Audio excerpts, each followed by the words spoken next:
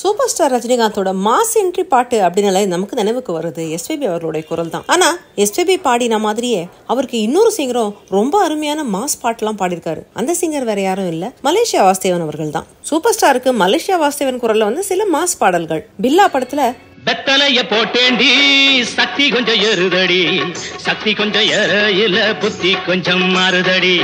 அடுத்த வாரிசு படத்துல ஆசை 100 வகை வாழ்வில் 100 சுவைப்பா.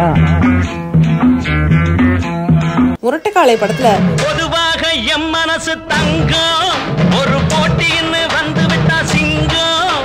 மாப்பிள்ளை படத்துல என்னோட ராசி நல்ல ராசி, அது எப்போதும் பெரிய பங்காசி.